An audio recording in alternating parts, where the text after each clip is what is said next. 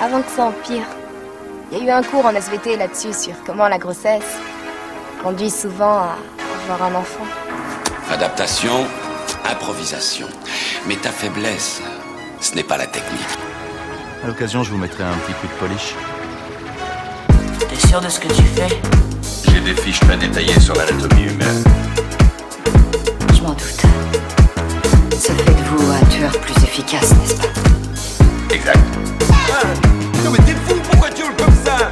Toutes les 5 minutes, il y a une bombe ou je ne sais pas quoi. Bonjour à tous et bienvenue dans notre podcast consacré sur les actus ciné, sinon rien, avec moi pour m'accompagner Mas. Bonjour tout le monde. Et Gino. Salut tout le monde. Le principe de l'émission est simple, on commentera les news de ces dernières semaines, on en débat ensemble dans les cases commentaires afin que vous puissiez également vous exprimer, nous y répondrons avec plaisir. La durée des blockbusters, Roland Emmerich et la chronologie des médias, ça commence maintenant.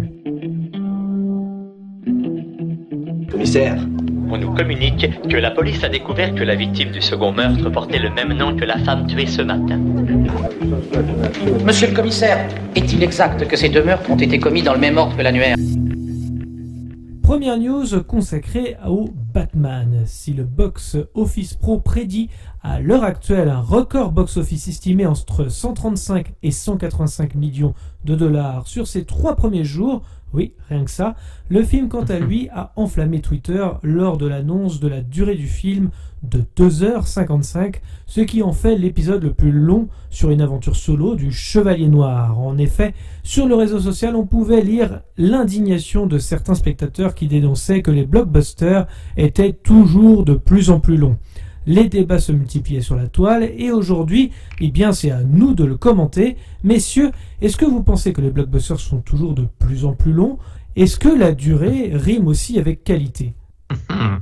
Mais je sais pas, plus c'est long, plus c'est bon, non? C'est pas ce qu'on dit. C'est bon, après. C'est un fameux dicton populaire, mais est-il valide pour le cinéma, Mus? Alors ça, rien n'est moins sûr. Non, après, écoute, moi je dirais, enfin, c'est que le film. Alors moi j'ai mon théorème. Si le film dure moins d'1h30 en général, c'est que c'est la merde, 9 fois sur 10 à peu près. Voilà. C'est mais pas gentil pour les courts-métrages. Oui, non, mais hors court-métrage, bien évidemment. Non, après, je dirais que 3 heures, ça dépend, en vrai. Je veux dire, on a eu plein de fois, regardez les Batman de Nolan, enfin, je pense surtout à The Dark Knight et The Dark Knight Rises. Ils étaient assez longs, 2h30 et 3 heures même pour le dernier. Pas donné de défaut le dernier non plus, mais je veux dire, ça restait des films quand même, en tout cas dans l'univers super-héroïque. Je crois que The Dark Knight Rises, il dure moins de 3 heures, largement moins de 3 heures. Ah bon? Ah non, 3 heures. Hein. À 2h45, 3 heures, je suis quasi certain. Ouais, il me semble que c'est ça à peu près, oui, complètement. À vérifier, mais je suis quasi sûr. 2h30, j'ai The Dark Knight et 2h45, 3 heures, ouais, quasiment. Enfin bref, je vois qu'ils étaient assez longs et ça, on faisait quand même des bons films dans l'ensemble, malgré les défauts du dernier. Donc non, après je dirais surtout c'est les idées qu'on y développe et moi je préfère un film long. Moi ça me dérange pas si le film il est bien fait, il est bien mené, intéressant, bien écrit, tout simplement. Au contraire, s'il dure 3 heures, je demande pas mieux moi. Si je passe un bon moment, c'est s'il dure 3 heures et qu'il est horrible que là effectivement c'est la corvée quoi. Mais non, et puis encore une fois je préfère un film long, bien construit, qui se tient du début à la fin. Qu'à l'inverse, si je prends, c'est les sagas de films. Encore une fois, désolé de revenir là-dessus, mais à la Marvel, où là c'est interminable. C'est-à-dire que pour moi, une bonne saga, elle a un début, un milieu, une fin, quoi. Donc quelque part, je préfère un Christopher Reeve, enfin pas Christopher Reeve, Matt Reeves, pas de Superman. Matt Reeves, par exemple, c'est qu'il fasse une trilogie qui se tienne et puis qu'il fasse 3 films de 3 heures, par exemple, mais de qualité, plutôt que de me faire 20 films avec même pas la moitié qui vaut le détour, quoi, tu vois, quelque part. Donc il y a ça aussi. Donc non, moi ça me dérange pas, franchement, encore une fois. S'il y a une bonne écriture, une bonne réalisation et de bons acteurs, moi je suis complètement partant pour 3 heures. C'est vrai que là on parle de Batman, mais c'était les blockbusters en général, bien évidemment. En général. Bah, ça vaut pour tous les styles de films. Blockbuster, enfin voilà, moi le style film est bon, pas de problème. Après, je comprends qu'il y en a qui est pas. Est-ce que Venom 2 était considéré comme des blockbusters? Il n'était pas aussi long que ça, tu vois. Moins d'une heure et demie. T'as l'impression qu'il fait pas long de 3 heures, c'est pas faux. Mais est-ce qu'on peut les considérer comme blockbusters? Bah oui. D'accord sur le côté blockbuster également. Oui, bien sûr. Gros budget, tout simplement, gros budget, grosse com. Ouais. Voilà quoi, avec gros casting en général. Bien sûr, c'est cinéma un peu populaire et tout ça, donc oui, effectivement, on le considère comme un blockbuster. Et d'ailleurs, je veux apporter la précision, The Dark Knight Rises dure 2h45. Donc Ouais, ce serait vraiment il me l'épisode semblait le plus qu'il long. était dans ces Donc d'accord, ça en ferait officiellement l'épisode le plus long. The Batman. Après, je confondais aussi avec Batman vs Superman qui dans sa version longue effectivement fait dans 3 sa heures. version longue, ouais. Mais là, on parle vraiment du cinéma en général. Ça se trouve, il y aura même une version longue de ce Batman, je sais pas quoi, Director's Cut ou je sais pas quoi. Donc c'est vrai que... Mais non, après, est-ce que c'est pas lié, tu sais, enfin là je vais faire le vieux con encore une fois de service, une fois n'est pas coutume, mais c'est à la génération actuelle qui a du mal à rester plus de 2 heures le cul dans un siège devant un film, quand bien même il est bien.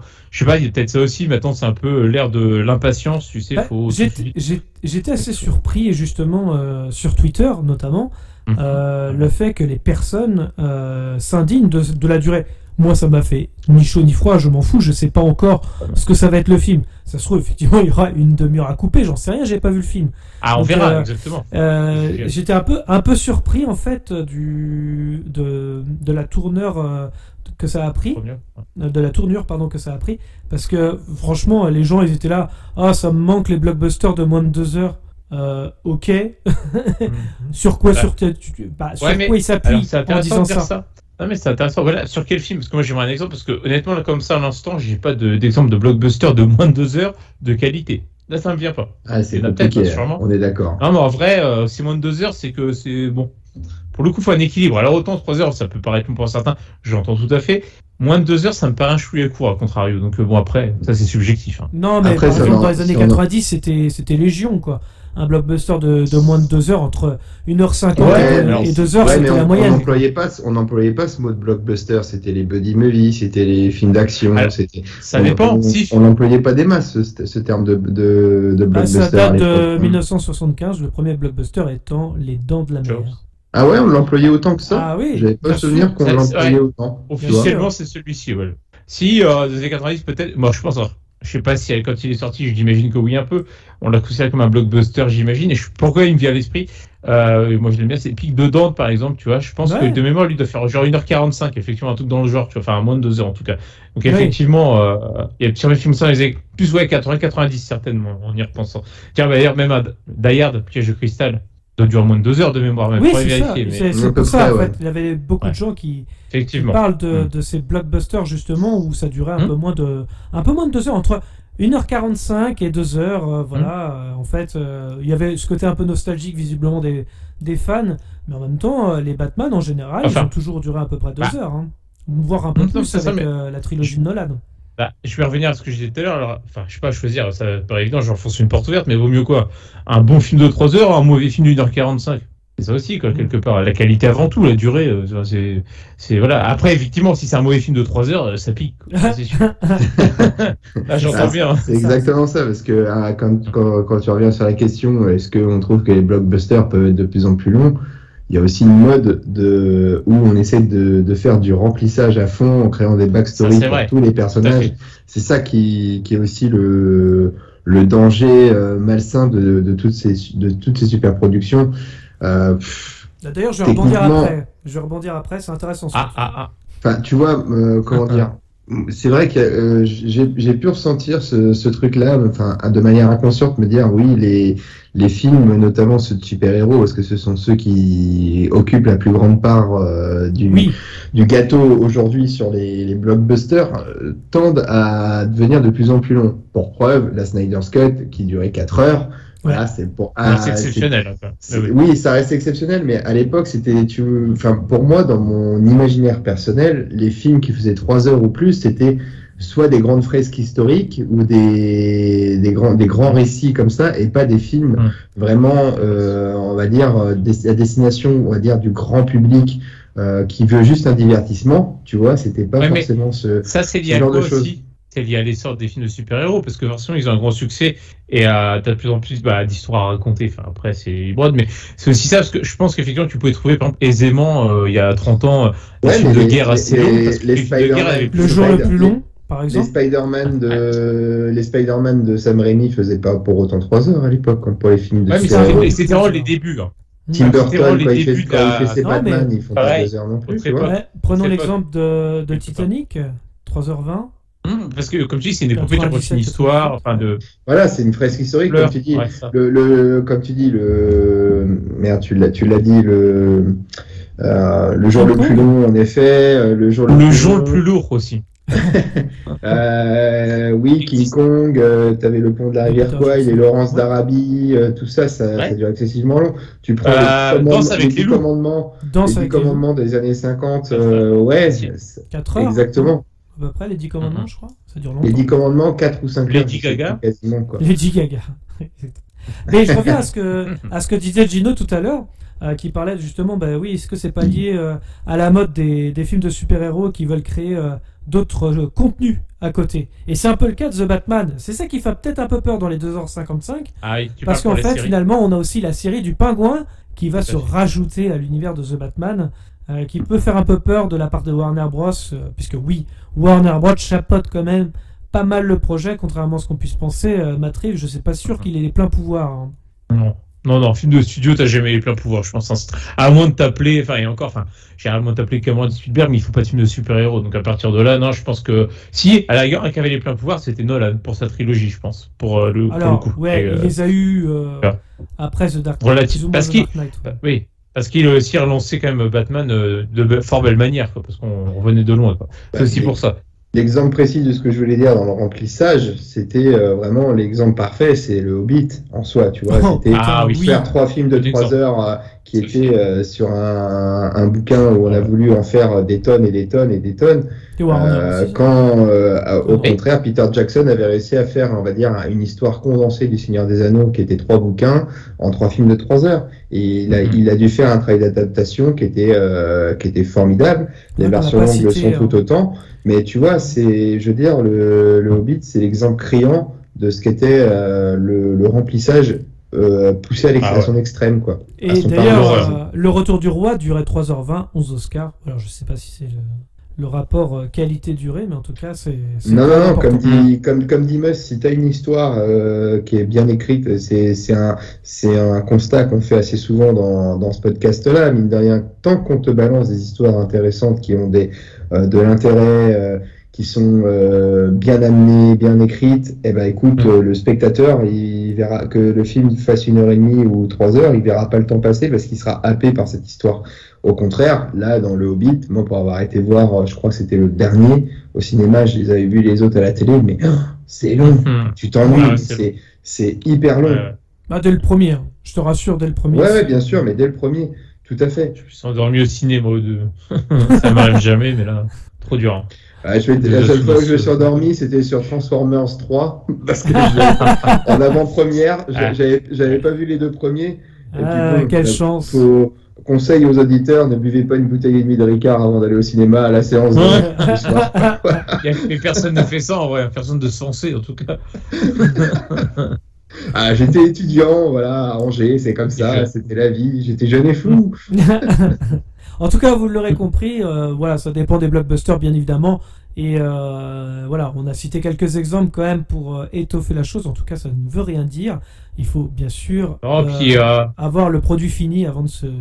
Ouais, c'est ça. Non, puis bon, alors après, nous on avait mis dans nos podcasts précédents quelques réserves sur le Batman de Matt Reeves par rapport aux bandes annonces qu'on a vues. On a l'impression que c'est une sorte d'ersatz, de ressucé de The Dark Knight un petit peu. On a peur un peu qu'il y ait trop de similitudes. On verra évidemment une fois en salle. Mais au-delà de ça, bon, il n'y a pas de doute que Matt Reeves, c'est quand même quelqu'un, c'est un bon faiseur. Ça resterait quand même un film avec des qualités, c'est certain. Enfin, je veux dire, ce sera pas une bouche, je pense. Enfin, on va enchaîner là-dessus parce qu'on va continuer toujours avec The Batman puisque ils ont dévoilé il n'y a pas très très longtemps un passage et le premier extrait du long métrage. Donc la scène se déroule lors des funérailles du maire Don Mitchell Jr. qui semble avoir été assassiné par Edward Ashton. Donc on entend bien sûr le commissaire Jim Gordon discuter avec un officier qui lui indique qu'un certain Jill Coulson a disparu. Bref, quelques secondes plus tard, une voiture entre en trombe dans l'église avec à son bord Lady Coulson. Non, c'est Coulson, pardon. J'ai dit Coulson, mais je pensais à Avenger. Bâillonné et attaché à une bombe. On aperçoit alors brièvement l'homme mystère quitter les lieux. La tension est évidemment palpable et laisse augurer d'une certaine atmosphère particulièrement pesante. Alors, messieurs, déjà sur cet extrait, qu'est-ce que vous en avez pensé ? Là, bah, moi, déjà, je lui dis honnêtement, je ne l'ai pas regardé, mais volontairement, parce que justement, je trouve que déjà que dans beaucoup de blockbusters, on en voit trop avant d'aller voir le film. Et voir une scène complète, en tout cas, une grosse partie d'une scène. Bon, clairement, je me suis dit, non. Ouais, 3 même. Mais bref, peu importe. En tout cas, je me suis dit non, je veux voir ça en salle. Déjà, on a vu une partie dans les bandes annonces, d'ailleurs, dans les 2 de mémoire, qui étaient déjà sorties. Donc, clairement, je me suis dit, moi, je me contente déjà des bandes annonces. C'est déjà bien. Mais je l'ai même pas vu ce trailer parce qu'il y a tellement de trailers ou de. C'est pas un trailer, hein, c'est un extrait. Hein, j'insiste bien dessus. Ouais, je t'avoue, je l'ai pas vu. Donc, c'est pas grave, je vais la commenter. Mais après, de la manière dont tu le présentes, je me dis avec l'univers de Matt Reeves et puis l'exploitation, on va dire, sous une nouvelle forme d'Edward Nygma, pourquoi pas? Voilà. Alors, ça peut prendre la tournure ça peut prendre la tournure d'un véritable thriller avec un psychopathe et qui fait ses énigmes et tout. Moi, je trouve que ça peut bien traiter, ça peut être bien. Voilà, ça n'entachera pas la performance de Jim Carrey qu'il avait pu avoir. C'est lui qui avait porté le film là-dessus et il s'avait rendu Batman et Robin. Batman la continuité. Et Robin l'avait rendu. Oui, mais je veux dire, quand Batman et Robin est sorti, ça a rendu Batman Forever finalement un bon film à l'échelle de Batman et Robin. Tu vois. Ça reste le même scénario. Hein. Ouais, bien sûr, mais ça reste du Joel Schumacher, parce que je confonds avec chaque fois le pilote de course et le cinéaste, mais l'ancien pilote. Mais non, je trouve que Jim Carrey, mine de rien, ça reste un rôle qu'il a interprété à sa manière. Voilà, un enigma très comique. Et là, si on en a un qui est plus sérieux, beaucoup plus machiavélique, ça peut apporter quelque chose d'intéressant. Ouais. Voilà. Alors, par contre, j'ai toujours mes réserves sur Robert Pattinson en Batman. Voilà, je demande à voir. C'est justement là-bas. Tant pis, je vais commenter. Hein, si vous vas-y. Les oreilles, tant pis. Hein. Mais moi, ça m'a rassuré en fait. Contrairement à ce qu'on puisse penser, 2-3 podcasts précédents, on parlait justement de Batman et ses ressemblances avec The Dark Knight. Et là, pour le coup, cet extrait m'a rassuré totalement, dans le sens où on voit justement Robert Pattinson en Bruce Wayne. Donc là, on voit à peu près. Donc il fait pas grand chose hein, dans cet extrait là, on va dire. Il est un petit peu, il subit plus qu'il ne fait. Mais c'est voilà, il aperçoit justement lors de l'enterrement un petit garçon qui est endeuillé. Donc ça lui rappelle forcément son passé. Je pense qu'ils vont, à mon avis, ils vont être subtils parce que la mort des parents de Bruce et le petit garçon endeuillé, on l'a déjà vu. Et cette façon-là, ça va être de manière un petit peu nouvelle de découvrir justement le deuil que peut avoir Bruce Wayne dans le film. Et ce qui m'a particulièrement interpellé en fait dans cet extrait-là, ça m'a fait beaucoup penser aux différents attentats qu'on a pu subir nous en France, notamment avec le Bataclan et compagnie. D'une part parce que la mise en scène justement de Matt Reeves, je pense qu'elle y fait référence, parce qu'on entend tous les cris à l'extérieur c'est glaçant, hein. L'extrait est glaçant. Ah ouais. Les cris à l'extérieur de l'église, on ne sait pas ce qui se passe, on est complètement enfermé dans cette église et on entend juste les cris des gens dehors parce que c'est la voiture qui fonce en fait, mais on ne sait pas ce qui se passe. Et je trouvais ça incroyable et assez fort dans cette mise en scène. On y voit aussi l'homme mystère, bien évidemment, on voit jamais son visage, mais jamais. Et ça, pareil, je trouve que c'est subtil que ce soit dans les trailers pour le coup, qui essayent d'en dévoiler pas mal, mine de rien. T'as raison, Meus. Et le côté, on voit jamais le visage de Paul Dano. C'est assez fou. Et bien sûr, le côté, alors pour le coup, ça fait penser quand même au Joker, mine de rien. Mais le côté, voilà, tous les politiques sont des menteurs. Je vais vous le prouver. Et notamment les parents de Bruce Wayne, qui étaient aussi des menteurs et qui vont remettre en cause carrément l'existence même de Batman. Donc ça, pour le coup, en un extrait, on a tout ça. Ça a l'air très généreux en mise en scène, très généreux aussi en acting, parce que Jim Gordon a l'air excellent. C'est pour le coup, c'est pareil. Bon, t'as la voiture qui fonce dans les gens, elle s'arrête, il y a un téléphone qui sonne, ça peut être une bombe, ça peut exploser à tout moment. Et t'as tous les gens qui sont en panique et en même temps qui restent subjugués par le truc. Et Jim Gordon fait les bons gestes, c'est-à-dire qu'il évacue vraiment toute l'église. Enfin, c'est logique en fait. Et pour le coup, j'ai l'impression qu'ils ont pensé vraiment aux petits détails. Donc à voir, hein, je peux me tromper, c'est qu'un extrait, bien sûr. mais j'avoue que ça m'a rassuré sur le film. D'accord. En tout cas. C'est rassurant de te sentir rassuré, alors on va dire. Donc voilà, je voulais en parler parce que l'extrait a fait un peu le tour Ouais. et tout. Il est en 4K, enfin bref, si vous avez l'occasion de le regarder, en tout cas, il est disponible sur YouTube. Ouais, j'ai vu. Bon, je sais pas si je me lancerai, j'hésite encore, mais bon. J'ai envie de garder ma film de surprise, tu vois, c'est pour ça aussi. Ouais, c'est sûr, oui. Il y a ce côté-là aussi qu'il faut savoir préserver, quoi. En tout cas, j'avoue que la scène est pas mal. Après, ça ne veut pas dire que c'est pas parce qu'une scène est réussie que le film va l'être. Je précise. Évidemment. Et inversement. Voilà. Est-ce que vous vouliez rajouter quelque chose sur le Batman Non, mais je dirais juste, enfin, si je veux rajouter en l'occurrence, c'est que, bah, quand même curieux de le voir parce que cette année, je t'avoue que, bah, quand on a fait aussi les films qu'on attendait le plus, bah, ça reste quand même voilà, un des projets, même si bon, je suis moins hype par les films de super-héros, même Batman, qu'il y a 10 ans en arrière, on va dire, malgré tout. Bon, bah, je suis c'est quand même vrai, bien curieux. non mais c'est vrai, c'est intéressant ce que tu dis. Hein. On vieillit, hein. Je sais pas si c'est la Simplement. vieillesse, c'est juste que je pense J'en qu'on sais en a rien. tellement trop bouffé. Ouais, c'est un peu une overdose, quoi. Un peu Bah oui, quand il repense, Batman il est apparu au cinéma je sais pas combien de fois depuis The Dark Knight Rises. Hein. On l'a vu plein de fois.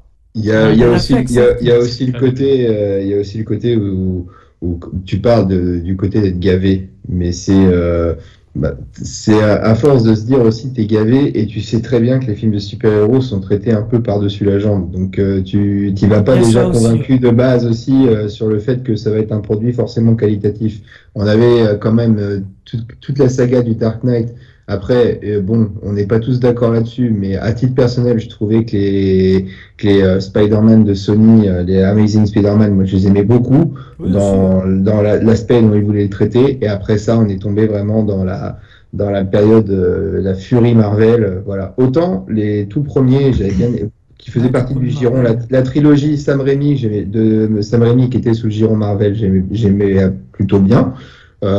Comment il y a eu Deadpool, bon c'est hors Marvel Universe, on est d'accord, mais sinon t'as aussi il y en a un ou deux que j'ai bien aimé, c'était le premier Iron Man, tu vois, mais après hormis ça, une fois qu'on est passé après les Avengers, moi j'ai plus suivi quoi. Voilà, à partir du moment où c'est exactement ça. Et je pense que c'est pour ça que ça nous gave, même Batman, parce que d'ici on voit qu'il se transforme en Marvel aussi, hein, on va pas se mentir, on va y revenir après bien sûr. Puisque là on va parler de Roland Emmerich qui en parle aussi très bien et très justement. Mais c'est vrai que oui, je pense que c'est pour ça qu'on n'est pas aussi hypé. C'est parce qu'en fait on a un film de super-héros tous les 3-4 mois. Donc, Bah, exactement. Donc, en fait, avant c'était un événement, on rappelle qu'entre The Dark Knight et The Dark Knight Rises, c'est quand même 4 ans. Il y a eu 2012. Maintenant ça n'arrive jamais, ça sert 4 ans entre deux Marvel. Ça c'est impensable pour le studio. Et c'est ça le problème, c'est qu'avant, voilà, même un Star Wars, on peut pas, enfin, pour tous les films de studio maintenant, avant t'avais tellement d'attentes que tu dis, il va être énorme. Tu sais qu'on avait genre que 3 par exemple, c'est une trilogie, et c'était fini, tu vois, et tu dis, on va les savourer, quoi, tu sais. Ouais, parce que ça part pas d'une logique, qui avait été. Tu me diras si je me trompe, Gauthier, toi qui es plus au fait sur les anecdotes ciné que moi, mais si j'ai bonne mémoire, il me semble que les 3 Seigneurs des Anneaux avaient été tournés dans la même période et qu'ils ont décidé de les sortir après. Ouais. Donc déjà, tu pars d'une intention de réalisation de base. Tout à fait. Voilà. Oui, très bonne effets spéciaux, c'était un peu plus... t'as tout à fait raison. T'as tout à fait raison parce qu'en plus ça permet d'avoir une continuité dans la façon de mettre en scène et t'as une logique là-dessus. Il y a ce côté-là et que tu n'auras plus aujourd'hui, d'où le fait que les 3 derniers Star Wars ont été des merdes mais insignifiantes. C'est parce qu'il n'y avait pas de scénario. Il n'y avait pas de scénario et puis c'est pas une histoire telle que Lucas l'avait prévue dans son origine. Non, du tout. Ça maintenant, il n'y a pas de... Voilà. Je parle de Star Wars que Meus avait amené cet exemple qui était intéressant, je trouvais. Mais c'est pareil, hein, je vais reparler de Batman encore un tout petit peu.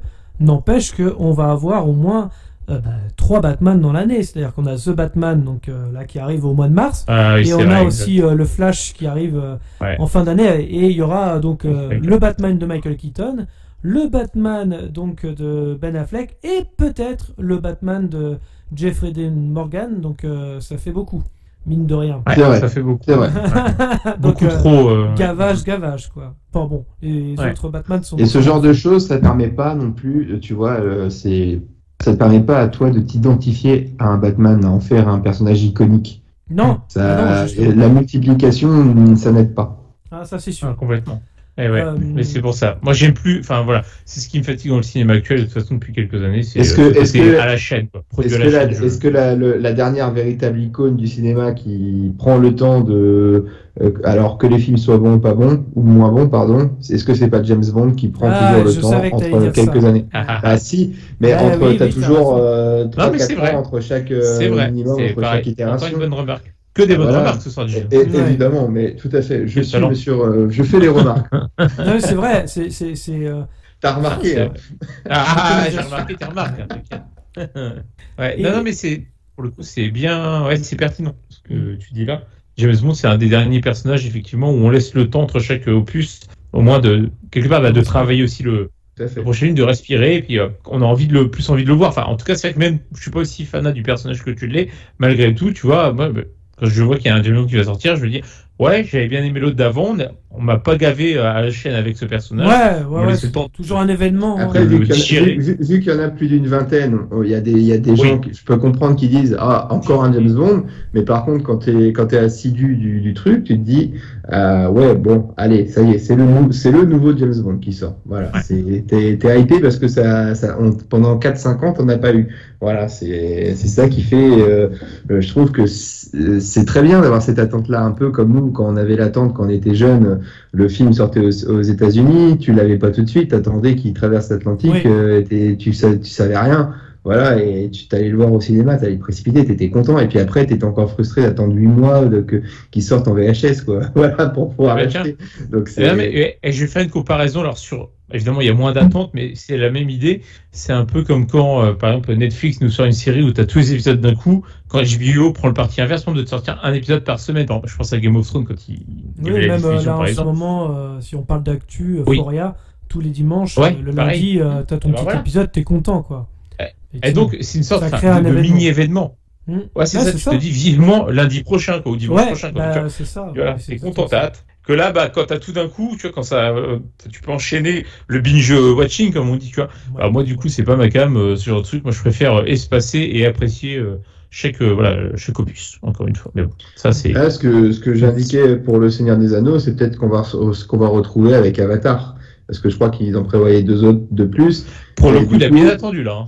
Ouais, mais si James Cameron est parti sur le fait de dire, bah voilà, je mets les 2 épisodes dans la même temporalité, je vais peut-être les faire en même temps, du moins, pour essayer de construire une histoire, et après, je fais mon montage pour histoire de le couper au bon moment pour reprendre l'histoire dans l'épisode d'après, tu vois.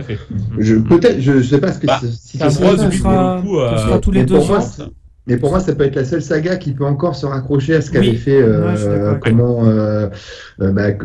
j'ai oublié son nom, Peter Jackson avec Le Seigneur des Anneaux, tu vois. Donc et du coup, peut-être que ça pourrait, on sait jamais, on en reparlera plus tard du coup. Bien sûr, évidemment. Mais ça pourrait, tu vois, c'est une histoire de cycle aussi. Peut-être qu'imaginons que en faisant cette stratégie, si les prochains films d'Avatar du coup fonctionnent bien, ils vont bien fonctionner forcément, mais du coup s'ils fonctionnent vraiment bien, même bien au-delà des blockbusters actuels, peut-être que ça va donner des idées au studio après se dire peut-être si on prenait le parti pris inverse, se dire cette fois on va espacer nos opus, quoi.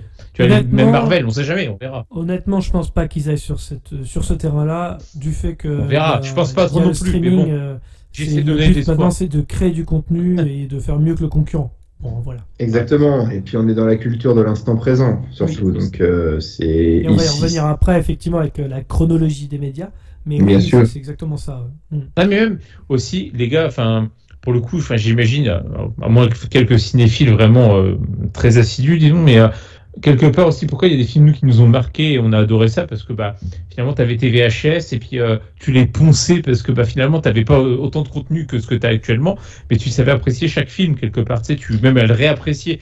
Et j'ai l'impression que les générations actuelles vont pas avoir cette philosophie-là, et je trouve ça dommage quelque part. On aura beaucoup d'œuvres oubliées, d'ailleurs. Ça dégage. Ouais, c'est ça. D'ailleurs, c'est intéressant ce que tu dis. Alors ça crée un autre débat, mais c'est pareil au niveau des auteurs. Alors, je vais m'expliquer. Aujourd'hui, maintenant, dans le passé, entre guillemets, ça fait un peu le mec, c'était mieux avant. Mais avant, on disait, c'est ça en plus. Ok, boomer. On attendait le prochain Spielberg, on attendait le prochain, on attendait le prochain Scorsese. Mais aujourd'hui, maintenant, t'as vu le dernier Netflix? On dit plus le nom du réalisateur. Par exemple, je vais prendre un exemple. Il y a eu le dernier Jane Campion qui était sur Netflix, et on parlait du dernier film avec Doctor Strange. Ah oui, c'est-à-dire que on efface même le nom de la réalisatrice tellement voilà quoi. Alors que pourtant c'est une réalisatrice connue quoi. Enfin, en tout cas pour voilà dans le cinéma d'auteur. C'est-à-dire que même à travers Netflix, Amazon Prime, HBO, Warner et compagnie, en fait l'auteur disparaît en fait. C'est devenu une marque. Et bien encore une fois, on revient sur ce que je dis à chaque tout le temps, on va dire, c'est que maintenant on a des produits et plus vraiment des œuvres. D'ailleurs, tu vois, on dit j'ai regardé Netflix, t'as vu le dernier Netflix, comme on dit, je vais chez McDo, quoi. Tu sais, c'est la même chose. Ouais, c'est-à-dire, voilà, c'est peut-être un produit. Parce que on regarde, les auteurs disparaissent. Je pense à Steven Spielberg ou avec son West Side Story qui n'a absolument pas marché. Maintenant, c'est même plus un événement, hein, Steven Spielberg. C'est devenu quelque chose de. Voilà, on y va, on se déplace. Parce qu'aujourd'hui, le public qui va au cinéma, c'est le public de Marvel. Et pour eux, ce jeune public, Steven Spielberg, c'est de la préhistoire, ça n'existe plus. Ça n'évoque aucun souvenir. Ou, je veux dire, c'est pas ces générations-là où toi, tu vas leur dire Spielberg, bah, vous avez créé des Raptors, ou alors, balancez-moi l'idole, Dr. Jones, tu vois, ça évoque pas ça évoque pas ces souvenirs-là, ces jeunes-là, Spielberg. Enfin, c'est quand même Dr. Octopus qui dit ça, donc peut-être que ça leur parle un peu plus. Ouais, mais finalement, non. Parce que le Dr. Octopus, ça reste encore Sam Raimi, tu vois, donc c'est le début des années 2000, hein. Non, mais c'est quand même, enfin, c'est un autre débat, mais je le ressens de plus en plus, en fait, hein. Tu vois, par exemple, je vais prendre l'exemple de Don't Look Up, qui a beaucoup fait parler. On parle du film Netflix, on parle pas du film d'Adam McKay. Vous voyez ce que je veux dire? Exactement, tout à fait, c'est vrai ça. C'est très vrai. Moi, Adam McKay, ça me parle beaucoup plus que Netflix. Ah oui, mais parce que là, par contre, c'est vrai que c'est un autre débat, mais la marque Netflix est devenue beaucoup plus forte, on va dire, en termes de marketing que les faiseurs, finalement, que les réalisateurs, quoi, c'est tout. Hein. Et voilà, c'est une marque, c'est une identité. Après, t'avais un peu ce phénomène-là aussi au départ de certaines franchises. Harry Potter, on est un bon exemple. Tu parlais du dernier Harry Potter, tu disais pas le dernier de Chris Columbus ou le dernier de David Yates, tu vois. Il y a c'est une saga. C'est une saga, je suis d'accord. Mais par contre, tu vois, Peter Jackson, pour reprendre ça, on dit toujours c'était le dernier de Jackson. C'est un film de Jackson. On associe le Seigneur des Anneaux à Peter Jackson. Oui, c'est vrai. Tu vois. Il y a ce côté-là. Mais t'as raison, on parle de saga. Là-dessus, je suis d'accord avec toi. Mais pour moi, Matrix et Seigneur des Anneaux, c'est vraiment des exceptions. On parle des Wachowski, ou on parle de Peter Jackson dans l'autre situation. Nolan encore, ça peut passer. On peut parler encore du dernier Nolan. Ça c'est vrai existe. Que lui, au moins, voilà, tout à fait. Il va faire encore des entrées. Mais je trouve qu'Harry Potter est un marqueur intéressant pour dire, on parle du dernier Harry Potter et pas du dernier.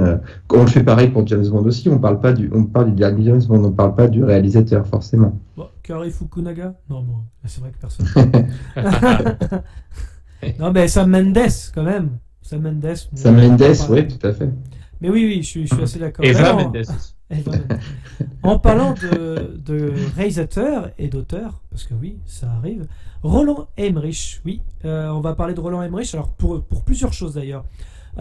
Déjà d'une part, pour la promotion de son prochain film, donc Moonfall, Roland Emmerich revient sur les raisons de sa froideur de 1998 sur Godzilla. Faute de respect pour l'apparence, la mythologie et l'aura de son monstre, le film a refroidi le public qui a constaté en avant-première les horreurs qu'un remake hollywoodien peut produire. On sait que Roland Emmerich n'était pas partant pour cette aventure. Il en a profité de la promotion de Moonfall pour avouer qu'il a fait exprès de saboter Godzilla pour en être écarté, mais qu'il a tout de même été gardé. Je ne voulais pas faire Godzilla, mais j'étais sous contrat. Je voulais plutôt travailler sur mon film catastrophe à propos d'un météore, mais on me faisait toujours revenir à Godzilla. C'est pourquoi j'ai pitché un Godzilla qui n'était pas le monstre que nous connaissons, mais un Godzilla lézard. Je m'attendais à ce que cette proposition fasse dire au studio que je n'avais rien compris au personnage et que je ne devais pas réaliser son film. Mais au contraire, ça n'a pas été le cas et ça ferait un bon Godzilla version Hollywood. bon, bref, ça voilà. Ça c'est pour le côté voilà, je me suis dit merde finalement, enfin je reprends les mots de Roland Emmerich, merde finalement, je n'ai pas fait mon film de météore et c'est Michael Bay qui en reprendra les rênes pour délivrer le film Armageddon et à la place, j'ai fourni Godzilla. Une division qui se profile encore avec Moonfall, où la Lune sera le météore qui menace la Terre à partir du 9 février 2022 dans les salles françaises. Alors, messieurs, qu'est-ce que vous avez pensé déjà, vous, du film Godzilla ? Et surtout, est-ce que vous pensez vous aussi que c'est un film raté ou pas, ou pas, ça dépend. En tout cas, votre avis. Pas facile. Un film raté, oui et non. Après, ça se regardait bien. Et puis pour nous, dans nos âges, ça reste une petite Madeleine de Proust, un petit plaisir coupable, j'ai envie de dire. Tu vois, c'est Jean Reno avec un ersatz de dinosaure lézard, quoi. Tu vois, donc bon, voilà, c'est mélange entre Les Visiteurs et Jurassic Park pour moi. Tu vois, c'est exactement ça. Mais non, après, c'est un film qui est totalement incohérent sur plein de points. Ça, il y a pas de problème. Après, voilà, je trouve que les déclarations d'Emmerich sont un peu hypocrites, quoi. Dans ce cas-là, tu rends le chèque et puis t'as plus ton nom associé à ce film, si tu veux, mais bon, il a quand même fait, quoi, au final. Il était sous contrat, il disait, donc en fait, le problème, c'est que si tu fais pas le film qu'on te demande, le film de studio, t'es dégagé, t'auras pas de crédit pour de financement. Et c'était avant ou après Independence Day? C'était après. Ouais. Là, les studios, ils ont été vaches quand même, parce qu'il a fait un bon boulot sur Independence Day, on lui refuse son film sur son... C'est des clauses de contrat, tu sais, c'est genre, tiens, pour Independence Day, typiquement, ils lui ont dit, à mon avis, tu sais, on accepte que tu fasses ton film, en échange, on voudrait que tu fasses un autre blockbuster pour nous, donc on t'aura donné, en gros, voilà, les indications, puis t'auras oui, c'est vrai. C'est vrai que ce genre de choses peut exister. Et puis après, ça reste parfois un faiseur de film, Roland Emmerich, avec un studio. Donc tu nous fais deux films catastrophes, mais voilà, on veut que ce soit Godzilla, quoi. Tu vois, non, après, je trouve pas que c'est un nanar absolu, hein, loin de là. Hein. C'est un divertissement. Bon, c'est pas le film que je vais regarder tous les mois, quoi. On est bien d'accord là-dessus. Mais s'il passe à la télé de temps en temps, bon, écoute, hein, je peux m'arrêter dessus et ça me posera pas de soucis. Mais c'est pas le. À l'époque. C'est pas le film, c'est pas le film qui m'avait hypé de dingue, moi, tu vois. Ah ouais, le teaser était génial, par contre. Avec la chanson de Puff Daddy. C'était quoi comme With Me, ça? C'était la chanson de Téléfoot à l'époque. Ouais, il y avait la chanson de oui, c'est ça, tout à fait. Non, mais le film, comme tu dis, Gino, il est pas dénué de défauts, au contraire. Enfin, c'est même presque un nanar, hein, parfois. Hein. Enfin, c'est... Mais en même temps, assumé. Après, non, mais on va être honnête. Ce film-là, c'est typiquement, enfin, moi, c'était mon cas, sûrement le vôtre aussi. C'est-à-dire que tu le vois étant gosse, tu passes un bon moment devant. Moi, je l'ai vu plein de fois quand j'étais gosse. Hein. Avec des yeux d'adulte. Avec des yeux d'adulte, déjà, je fais, c'est pas terrible. En fait, il est, là, pour le coup, il a trop ce long. Il doit durer, genre, pas 2h30. Il est trop long, quoi. Les personnages, il y a plein de débiles. Enfin, il y a plein de trucs à raboter qui servent à rien. C'est chiant. Et, il est trop long pour ce qu'il raconte. Et puis, au-delà de ça, par contre, il y a quand même un truc que je trouve même encore maintenant. Le Godzilla, de manière générale, est plutôt bien fait. Pour le coup, c'est étonnant, mais tu vois, il n'est pas. Pas les bébés. Pas les bébés. Faut pas déconner. Pas les bébés. Non, mais alors, la forme, c'est autre chose. Mais en tout cas, de manière générale, tu te dis pas, c'est une image de synthèse dégueulasse. Je pensais, bon, là, je prends l'exemple extrême, mais tu prends les films Asylum de maintenant, qu'on 25 ans de moins, ils sont largement moins bien faits que ce qu'on trouve, que le Godzilla d'Emmerich. Le Godzilla d'Emmerich, pour 98, il est quand même, tu sais, au niveau texture, c'est mouvement, tout ça, c'est plutôt propre, quoi. Tu te dis pas, c'est dégueulasse, quoi. Donc, là-dessus, avec Gino sur le côté un peu hypocrite, quand même. Parce que le film, mine de rien, il est pas, alors, c'est pour ça que je dis qu'il est un peu nanar, mais je pense plus à ce personnage. C'est craché dans la soupe un peu, là, 25 ans après, quoi, tu vois, c'est... Ouais, mais juste pour revenir sur le truc, c'est que, tu vois, le côté nanardesque, c'est plus les personnages, je rejoins Mus là-dessus, parce que des fois, ils sont débiles, enfin, c'est... Et puis c'est cliché à balle, enfin, c'est... Même... Ils sont Jean-Philippe et Jean-Marc. Ouais, voilà, ils n'ont pas eu cette chance. C'est vraiment enfin, c'est cliché à balle, c'est vraiment un petit peu les codes de Roland Emmerich, justement. Ça se retrouve dans tous ses films, d'ailleurs. Tu l'avais dit aussi, ça, Mus, à une époque. Mais voilà, bref, l'écriture, c'est une catastrophe. Par contre, il y avait quand même des choses bien dans le film.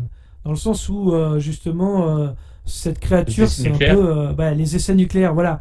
Je crois que c'était intéressant quand même, malgré tout. Parce que bon, Godzilla, c'est ça aussi. C'est la bombe nucléaire d'Hiroshima. Mais là, cette fois-ci, c'est les conséquences sur les animaux. Ce qui est différent de la version japonaise, pour le coup.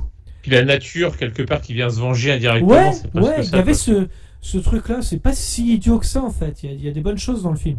Malgré que, oui, effectivement, ce soit nanardesque par ses personnages. Mais bon, la mise en scène, tu passes pas un mauvais moment devant, je pense pas. Non. T'en as pour ton argent.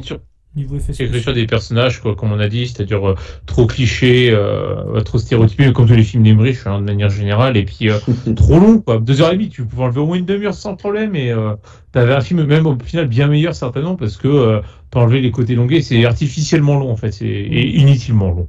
Et puis voilà, t'as mais bon. du truc qui se cache dans le métro de New York, j'y crois à peine Oui, aussi. Hein, alors ça bon. c'est improbable, ça n'a aucun sens. Comment tu veux te cacher, c'est vrai, dans une ville comme New York, quoi. Enfin, ça n'a aucun sens. Amener des poissons, et puis là t'as 3 tonnes de poissons qui arrivent comme ça en claquant des doigts, moi ça m'a fait rire. Ah, puis, des poissons. Il y a un petit côté y a pas de lézard, Robin, que des blagues. Ouais, c'est ça, plein de jeux de mots, tout blanc, il n'y a pas de lézard. Mais ouais. moi je me rappelle qu'à l'époque je l'attendais de fou, Godzilla, surtout avec le teaser, avec le pêcheur. Normal. Voilà, À l'époque, quand j'étais oui, gosse, logique. moi je sors de Jurassic Park, du monde perdu, je suis comme un gosse en 98. Et en même temps, il y avait effectivement Armageddon qui sortait genre une semaine avant Godzilla. Et je suis allé voir Armageddon et je comparais un peu les deux parce qu'à l'époque, voilà. Et en fait, j'avais été déçu de Godzilla et par contre, j'avais adoré Armageddon à l'époque. Voilà, c'est pour l'anecdote un peu. Mais vraiment, Godzilla a vieilli. Une belle anecdote. Oui, c'est ça.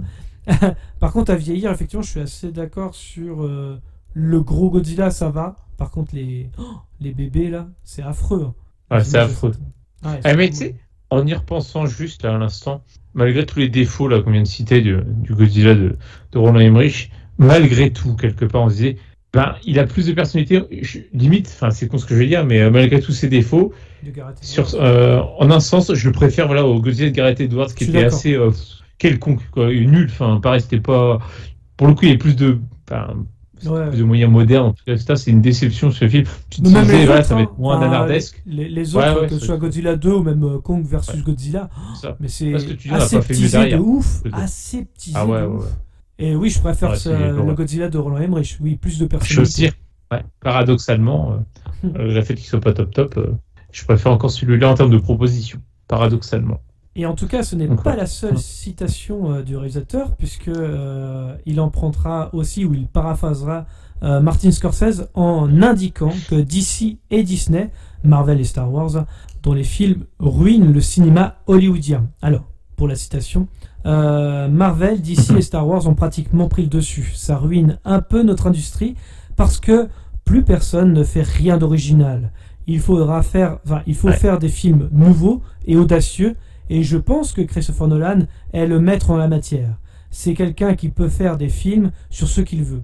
C'est un peu plus difficile pour moi, mais quand j'ai quand même un nom assez important, surtout quand c'est des films catastrophes. Alors oui, c'est vrai, pour le coup, je suis assez d'accord là-dessus. Après, je sais pas ce que vous en pensez, mais c'est vrai que je partage ton avis là-dessus. C'est sur le constat général. Parfaitement raison. Sur Nolan, j'ai mis une petite réserve. Faut que le film soit dans un... bon, hormis les Batman, mais faut que ce soit sur le jeu de... Comment dire, on casse la ligne temporelle, quoi. C'est beaucoup de choses comme ça. Mais c'est pareil, tu vois, j'ai pas aimé ces deux derniers films à Nolan, que ce soit Tenet ou Dunkerque, mais j'avoue que il va chercher quelque chose de nouveau. Oui, il tente des choses. On peut pas le reprocher. C'est que des films à concept pour le coup qui fait Nolan, mais par contre justement, alors on n'aime pas ces films, c'est vrai qu'on peut leur reprocher plein de choses à ces films, mais au moins il y a une proposition de créateur, tu vois, derrière il y a quelque chose. On adhère pas à l'idée, mais voilà, moi je préfère 1000 fois un mec comme Nolan, encore une fois, que ce que nous sert le gloubi-boulga marvelien qu'on a à longueur de temps. Moi je préfère 100 fois Nolan, même si on peut redire plein de choses. Donc non, là-dessus il faudrait plus de mecs comme lui, en un sens. On n'aurait pas un cinéma aussi stéréotypé comme on l'a maintenant. Même Roland Emmerich, il écrit toujours les mêmes personnages. Les catastrophes sont jamais les mêmes. Et il va chercher quand même quelque chose. Même pourquoi il changerait, c'est-à-dire que après encore une fois on n'aime pas les films catastrophes, on n'aime pas Emmerich, mais il est plutôt bon dans ce qu'il fait, quoi. C'est pour ça qu'il se spécialise là-dedans de manière générale, même s'il a fait quelques films d'auteur, disons. Il même est son bon là-dedans. Indépendance des deux, ça a été boudé, mais moi j'ai adoré. Tout à fait. Moi, je trouve que personne s'est insurgé sur le fait que Martin Scorsese fasse essentiellement que des films de gangsters, ou Sergio Leone fasse des films exactement de la même manière sur ses anciens westerns ou quoi que ce soit. Si le mec est à l'aise dans son élément, au contraire, ça crée, ça contribue à la légende de la personne, je trouve. Donc, Ouais, non, mais c'est pour ça que non, là-dessus, mais ouais, je suis d'accord avec lui. Hein. Nolan, moi, pour le coup, lui, c'est le meilleur exemple, c'est l'exemple le plus moderne, on va dire, le plus récent. Mais ouais, il faut plus de mecs comme lui, il faut encourager. Ah si, à la rigueur, moi, je dirais aussi, on peut en citer un autre, c'est Denis Villeneuve aussi, on a déjà parlé de lui, mais il faut aussi de la qualité, qu'on ait des films, genre Premier Contact, ça reste une approche aussi du contexte extraterrestre qu'on n'avait pas vraiment eu jusqu'à présent, donc c'est plutôt original, c'est bien fait. Donc pareil, il faut encourager ces cinémas-là. Encore une fois, même si on n'aime pas, au moins ça fait on a une approche nouvelle à chaque fois. C'est pas les cases à cocher de Marvel. Oui. Et je rejoins un petit peu, enfin, je vais redire un petit peu ce qu'on a dit tout à l'heure, mais c'est pareil. Les noms comme Spielberg ou même Roland Emmerich, malheureusement, ils font plus vendre. Hein. Je pense au four de Independence Day 2. Et là, durant son premier week-end au box-office, Moonfall se retrouve derrière la bande de Jackass avec leur nouvel opus intitulé Jackass Forever. Autant dire qu'on peut craindre que la vraie catastrophe du nouveau Roland Emmerich, ce soit pas sur le grand écran, mais plutôt dans les chiffres de son démarrage. Juste au passage.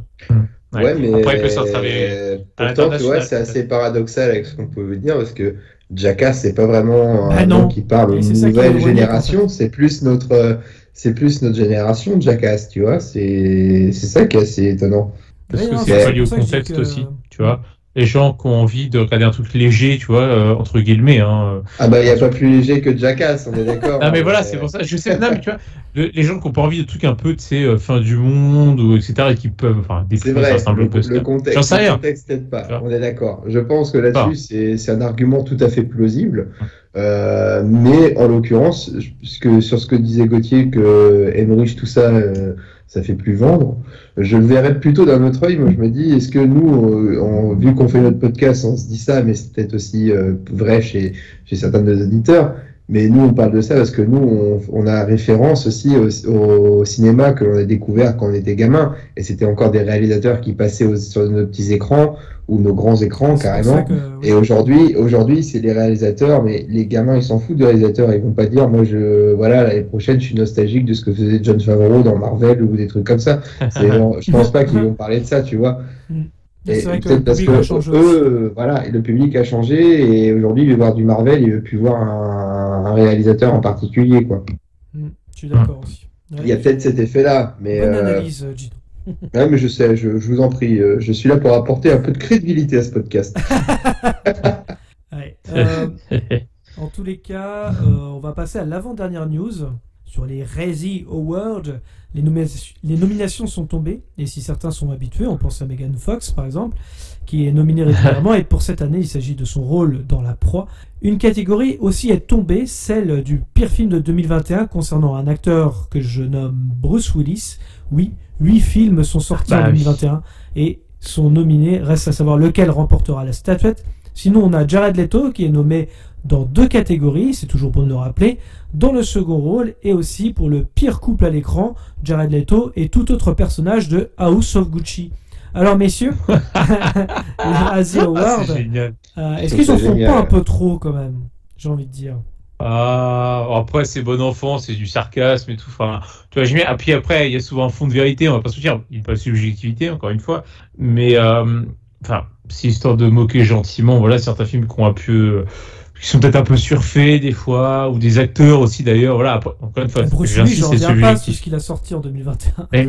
Mais c'est ça, non, mais le problème c'est que maintenant, c'est le syndrome Nicolas Cage, c'est-à-dire que maintenant on fait que des direct ou DVD, tu vois, sans âme. Je suis étonné parce que j'en ai vu aucun, je crois, des 8 qui sont cités. Tu m'étonnes, c'est que des direct ou DVD, comme ça au moins. D'accord. Les films que t'as vu de Bruce Willis, moi ça fait une éternité que j'ai pas vu un de ses films parce que encore une fois, malheureusement, je sais pas ce qui se passe, qu'il a des dettes et que il accepte tous les premiers trucs venus et que du coup c'est un cercle vicieux vu qu'il fait que de la merde, il y a aucun gros studio qui le veut maintenant.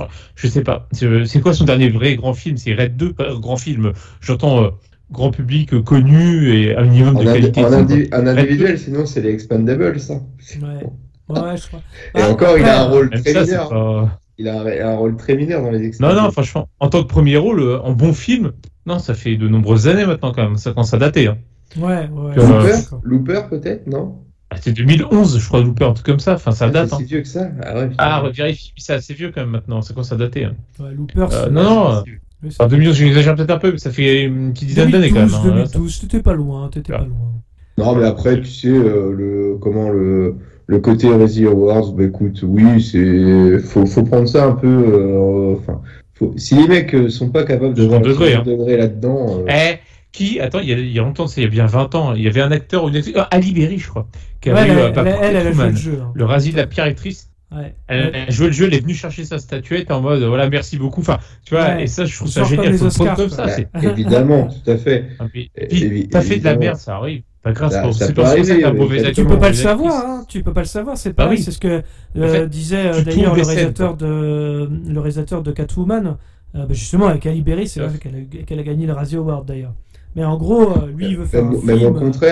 Même au contraire, là, qu'ils aient fait une catégorie spéciale pour Bruce Willis, c'est un peu dire quand même au mec qui est au producteur, attendez, Bruce Willis, nous, c'est pas, normalement, il y a rien à faire là, mais là, comme il est là, on va lui faire une catégorie rien que pour lui parce qu'on l'aime bien. Tu vois, ça, il y a un peu de compassion là-dedans. Je l'analyse comme ça. Après, voilà, la véritable bonne nouvelle dans ces Razzie Awards, c'est que Jared Leto y est, quoi. Donc, et ça, je trouve que ce mec devrait y être mérité. C'est mérité. Voilà, il devrait même avoir un Razzie Awards d'honneur, quoi, tu vois, pour l'ensemble de sa carrière. Il sera peut-être nominé l'année prochaine pour Morbius. On n'est pas loin du tout. Je crée les Gino Awards et puis voilà, quoi. Non mais tu vois, je vais reprendre. Je sais plus c'est qui de 2 heures du perdu qui avait dit ça et je partage complètement cette analyse. Je l'avais déjà dit dans des émissions précédentes. Parce que Jared Leto, c'est le mec qui est en surjeu permanent. Peu importe le rôle, il est tout le temps en surjeu. Il faut tout le temps qu'il en fasse des caisses. Regardez comme je suis excentrique. Regardez comme je suis fou. J'ai un peu de mal avec ce genre d'acteur. Il y a 2 rôles où je suis pas d'accord, mais juste c'est 2 exceptions. Et voilà. C'est ça le problème. C'est quoi ? C'est Dallas Buyers Club où il a gagné l'Oscar du meilleur acteur pour le coup, second rôle, et Requiem for a Dream. Où là, regarde. Non mais regarde, c'est les rôles qu'il interprète malgré tout où il peut être très bon dedans, c'est pas un problème. C'est quoi ? C'est dedans, c'est un travesti, c'est ça, si j'ai pas de bêtises, dans Dallas Buyers Club. C'est un peu ça. En tout cas, voilà, c'est le côté je me déguise, voilà, je me travestis en l'occurrence. Voilà, c'est le côté. Il est pas en surjeu, tu vois. En fait, il est naturel dedans. Il est peut-être pas en surjeu. Non, mais il fait pas. Alors, le mec cliché de tous les jours, c'est le mec dans la rue, quoi. Tu vois ce que je veux dire ? Il saura pas faire ça. Tu vois, pareil dans Requiem for a Dream, c'est un camé. Je veux dire, ça reste un sujet. Tu vois. Évidemment, il faut des rôles qui sortent de l'ordinaire pour qu'ils soient marquants, j'entends bien. Mais ce que je veux dire, justement, un rôle de quelqu'un du quotidien et qu'il arrive quelque chose, après, ça veut aussi des rôles qu'on te propose. Hein. C'est pas le seul fautif, mais de manière générale. Jared Leto pour effectivement peut-être le côté un peu côté voilà, je pense. Ouais, voilà. Mais ça arrive qu'il soit pas en surjeu, mais c'est très rare. C'est très rare par rapport à la carrière qu'il a, parce que même dans Fight Club, il apparaît pas beaucoup, hein. Mais faut qu'il soit blond et qu'il soit un peu dingue, un peu bizarre. Lord of War. Lord of War aussi. Et pourtant, on adore Lord of War. On aime bien le film. Oui. Mais et même, je le trouve que dans le film, il est bien aussi, paradoxalement, mais il fait que en tout cas, je suis 90% du temps, c'est des rôles comme ça, et je reviens dans un truc, je sais pas, j'ai pas d'exemple, mais tu vois, je trouve que c'est toujours un peu les mêmes archétypes, quoi, de rôles qu'il prend, et voilà, c'est juste ça, je reproche, donc c'est pour ça. Ça m'agace un peu. De toute façon, j'ai du mal avec Jared Leto pour les mêmes raisons que j'ai du mal avec Helena Bonham Carter, parce que j'ai les mêmes griefs contre elle. C'est pareil, c'est les mêmes styles de rôles qu'ils font tous les deux. Donc moi, ça me saoule. J'aimerais bien les voir d'autres choses, tu vois. J'ai rien contre ces rôles-là, mais quand tu fais que ça quasiment, moi, ça me saoule. Tu m'intéresses plus. Tiens, d'ailleurs, j'aurais presque pu avoir le même reproche, encore une fois, pour Johnny Depp, où il y a eu un grand passage avec Jack Sparrow et compagnie, où c'était pareil. C'est-à-dire, le côté c'est souvent pareil après. Hein. Une fois qu'il a fait les Pirates des Caraïbes, je l'ai plus jamais retrouvé bon, en fait. C'est malheureux. C'est ça. C'est un peu pareil. Encore une fois, même syndrome. Enfin bref, et du coup, les Razzie, moi je dis, il faut le prendre avec du second degré, et souvent, il récompense, si on peut dire ça, vraiment les pires films, pour le coup, quand même, de manière générale, ou les pires performances. Donc bon, il y a une part de vérité, hein, malgré tout. Il n'y a pas de fumée sans feu, pardon. Ouais. Je dirais. Quelque chose à rajouter sur les Razzie, ou on pense qu'on a fait le tour? Non, après, c'est pas une cérémonie qu'on suit de près, non, c'est pas comme les Oscars. Le concept, tiens, regarde, il y avait bien, je crois, c'était pas la télé, les Gérards, je crois, ils appellent ça, ou des Oscars. Les Gérards de la télévision. Ouais, c'est pareil, c'est du sarcasme, c'est du second degré, faut le prendre comme ça, c'est tout, c'est de l'humour. Point. Enfin, ou les Marcel d'or, tu sais.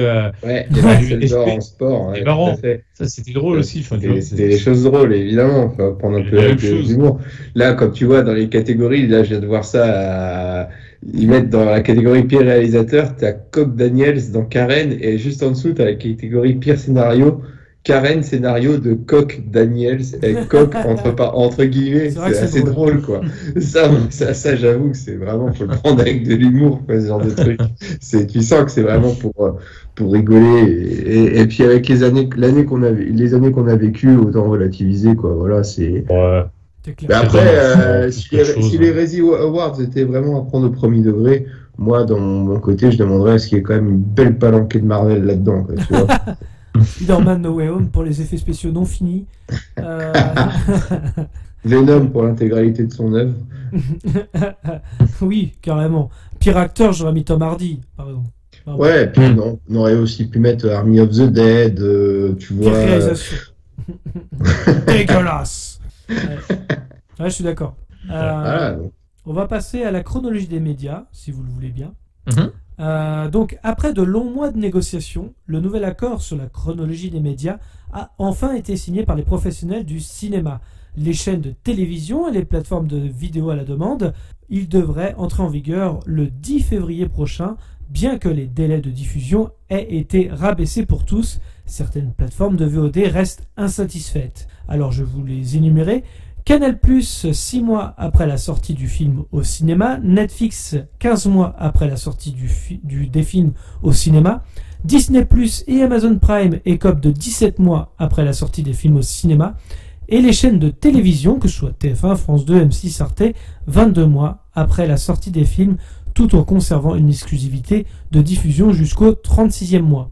Si cet accord ravisse certains acteurs, comme Canal+, ou Netflix, d'autres n'y sont pas forcément favorables et l'ont bien fait savoir. En effet, Disney+ et Amazon Prime sont absents de la liste des signataires.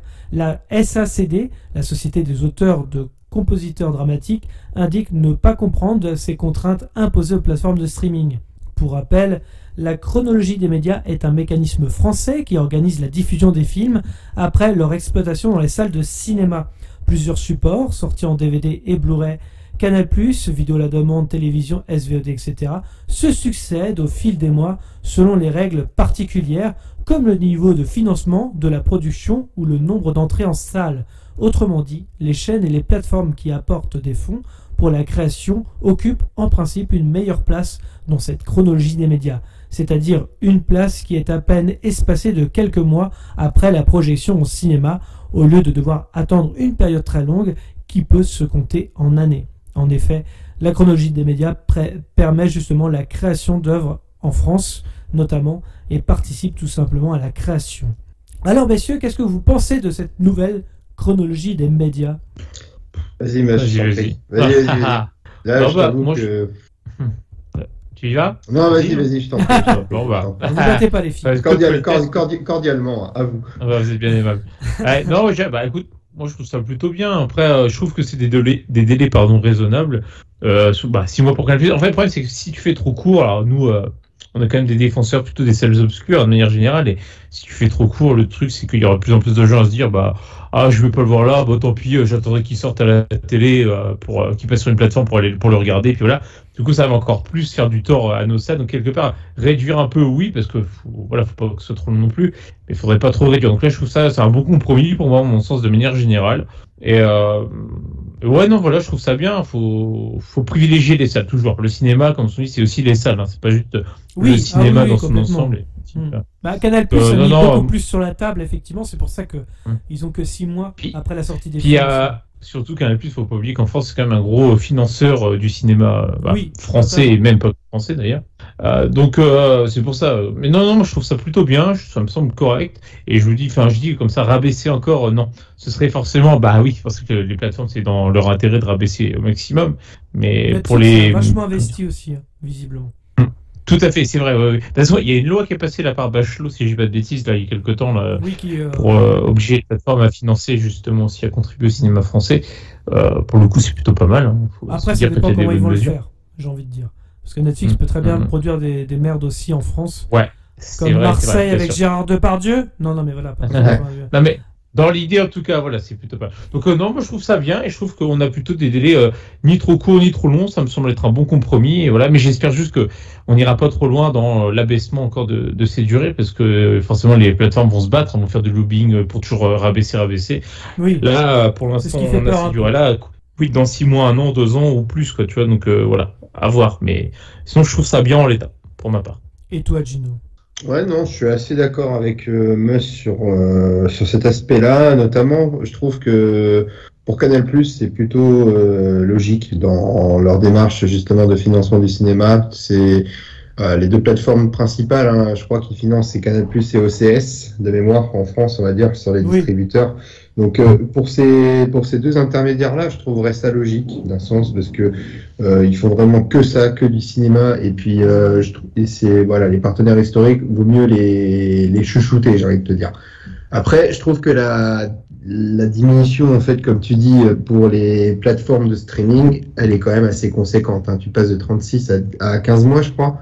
Oui, c'est pour ça Netflix, par exemple. Ouais. Pour Netflix, ouais, je pense qu'il faut pas plus, quoi. Tu vois, un an et 3 mois, c'est très bien, parce que bon, ça nuirait aussi aux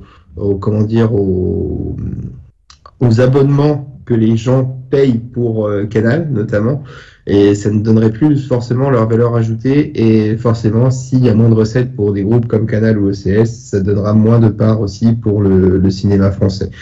Parce que l'abonnement Netflix, on fait du volume et voilà, ça reste quelque chose de très abordable.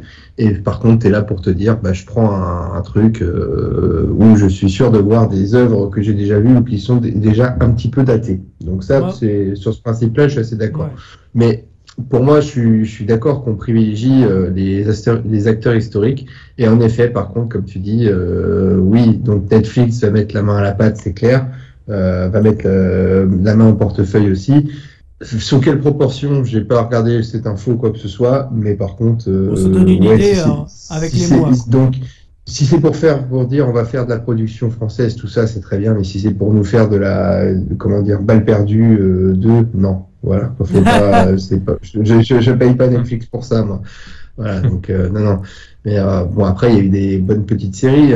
Enfin, Family Business, c'est plutôt rigolo. C'est cool, ça. Voilà, mais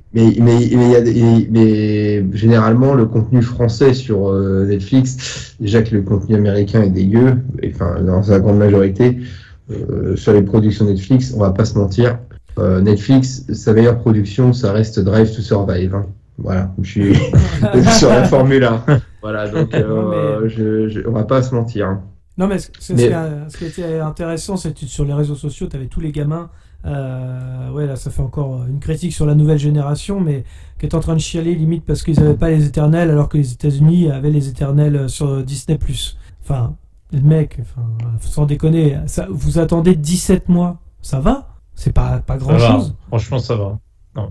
Enfin, c'est les mecs. Non, mais leur rêve, c'est sortir en même temps au ciné sur la plateforme. C'est leur rêve, quoi, absolu. Quoi. Ouais, voilà. Sauf que non. En fait, c'est pas ce qu'il faut faire. Au contraire, quand tu payes ta place de cinéma, même si tu vas voir un Marvel, tu contribues au CNC.